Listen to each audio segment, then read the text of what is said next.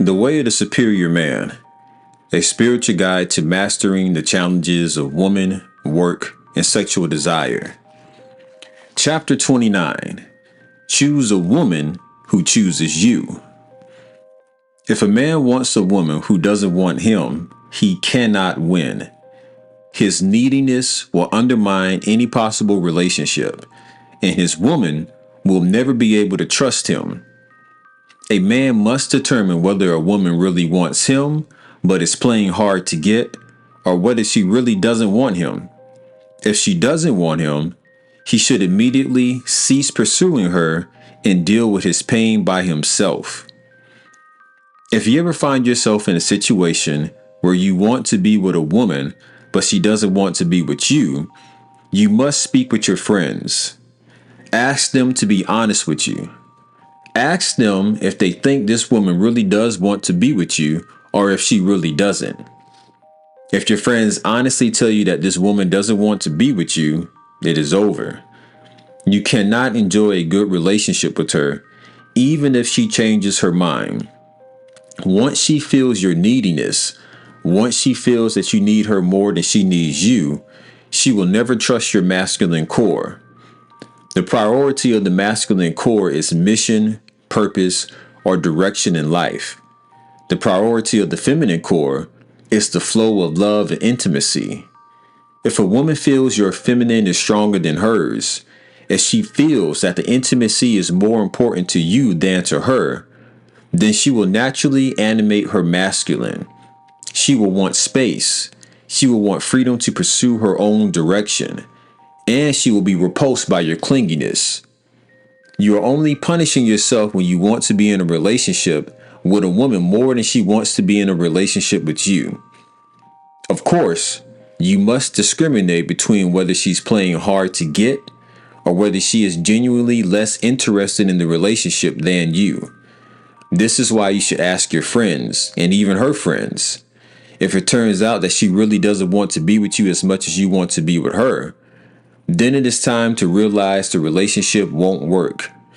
In such a case, the poles have become reversed, with your feminine desire for love meeting her masculine desire for freedom. This is not viable grounds for intimacy between a man with a masculine essence and a woman with a feminine essence. It is better to move on and work with your hurt than it is to continue demonstrating that your feminine desire is stronger than hers. All right, everybody, that brings us to the end of this chapter. Pretty short chapter, short and to the point. Thank you guys for tuning in and listening to this. But it's so funny reading this book over again from the point I am in my life now. This idea of chasing after a woman who doesn't want you or trying to be in a relationship with a woman who doesn't want you, that's never going to end well. That is out of balance. You're trying to force someone to like you. And it makes me think about a situation that I found myself in when I was in college. Hindsight is so wonderful because you can look back at yourself and see all the things that you thought that you knew versus, what it actually was at that moment. So there was a woman that I was interested in at Albany State. And we were pretty good friends at the time. We would chill with each other. I would go up to her room and chill with her. And I remember asking her, so why can't we be together? I like you. I feel like you like me. Why can't we be together? And she looked at me and she was like, man, Ron, you just don't have enough swag for me. And I don't remember what she said after that, because it was like one of those moments. Like if that was a movie, that would be the part where you go into like the inner monologue. We were watching some playoffs game. I think the Lakers were playing the Celtics in the playoffs. I forget which year it is.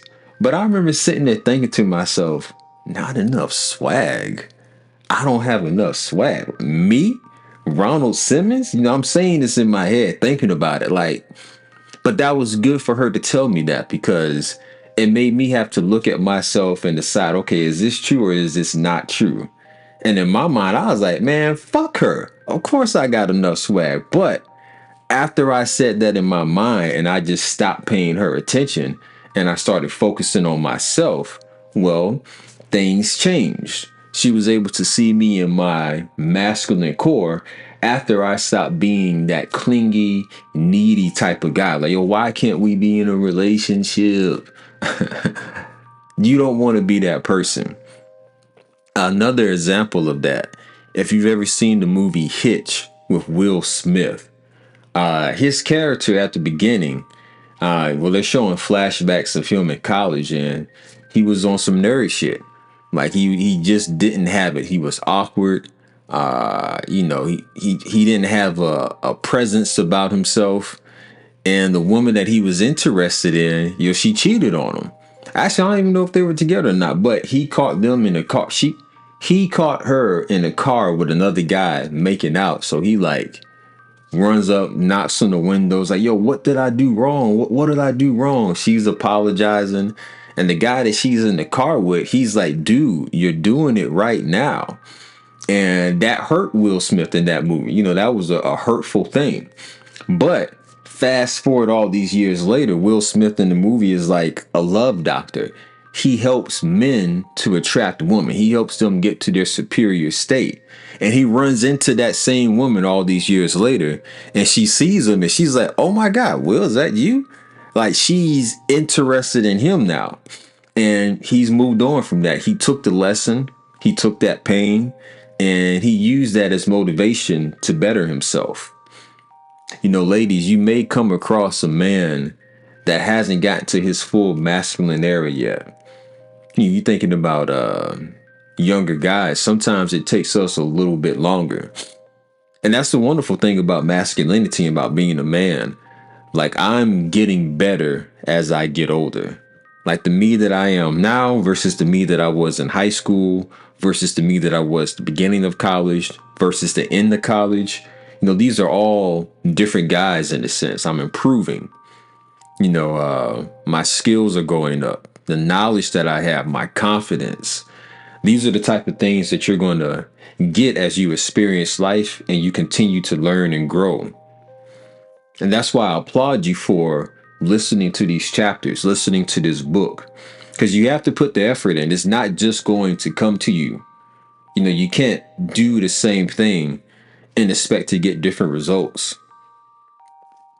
There's a new wave going on. I'm noticing that there's a lot of guys who are on the self-improvement journey, myself included.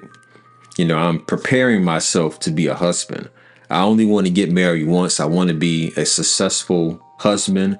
I want to provide a foundation for my family that's going to lead to success. But that starts with myself.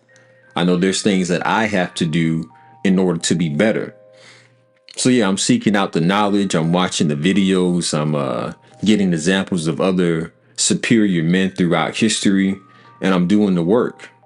And part of that work is being honest with yourself. At that point that I was in college, I was young, I was inexperienced. But if you were to take me right now with the mindset and the things that I know now, and take this mindset and put it back in my college body, it would have been a problem. It'd be even more of a problem.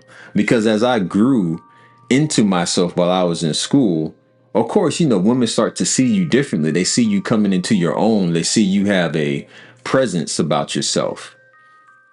I've been seeing this thing on online where they're talking about, is college worth it? I won't go too deep into that, but the self-development that you're able to do during those college years, the people that you get to interact with, I would say yes. Go to college. It was a great experience. But anyway, I appreciate you guys tuning in. We are on this self-improvement journey. This is it. Thank you guys for listening. Make sure you hit the like button, hit the bell so you know when I upload these. And make sure you check out my book, Free Your Mind to Have Peace of Mind. A peace of mind is always going to be valuable in this world. So again, thank you guys for tuning in.